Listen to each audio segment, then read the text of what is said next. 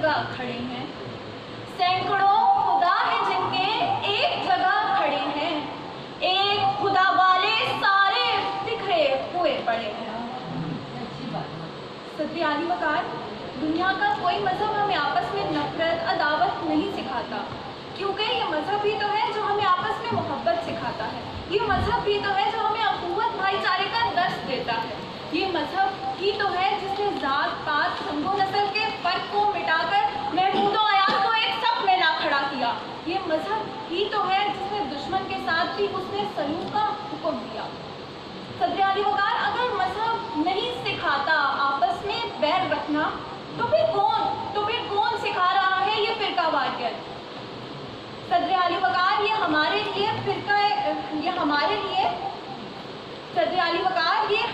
لیے لمحہ فکریہ ہے، کیونکہ یہ فرقہ واریت سکھانے والے ہم خود ہیں، ہمارا معاشرہ ہے، اس معاشرے میں رہنے والے یہ لوگ اور ان کی بکھری ہوئی سوچ ہے۔ ملاحظہ فرمائیے کہ آج ایک غیر مسلم ہمیں ایک مسلمان سمجھتا ہے، لیکن ہم ایک دوسرے کو فرقوں میں بانٹ چکے ہیں۔ ملاحظہ فرمائیے کہ آج ایک غیر مسلم ہماری مسجد کو صرف ایک مسلمان کی مسجد کہتا ہے، لیکن ہم اس مسجد کا ہی بٹوارا کر چکے ہیں۔ صدر عالی وقار، میں کہتی ہوں کہ آپ اپنے دل پر ہاتھ رکھیے اور بتائیے کہ کیا ہمارا رسول ہمیں فرقوں میں بانٹ کر گیا تھا؟ کیا ہمارا رسول ہمیں ایک امت نہیں بنا کر گیا تھا؟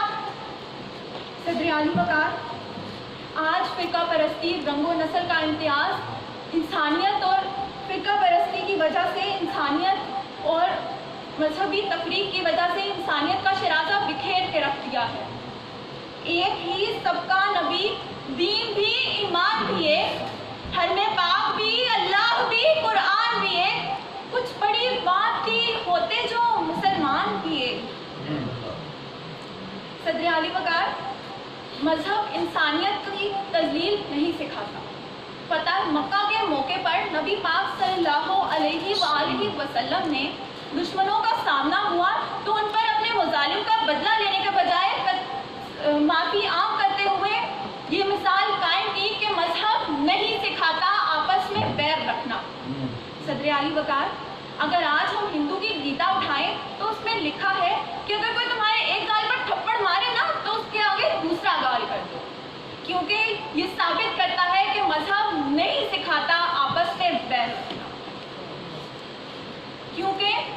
کیونکہ نہ تیرا خدا کوئی اور ہے، نہ میرا خدا کوئی اور ہے، یہ جو راستے ہیں جدا جدا، یہ معاملہ کوئی اور ہے، یہ جو راستے ہیں جدا جدا، یہ معاملہ کوئی اور ہے۔ بہت شکریہ۔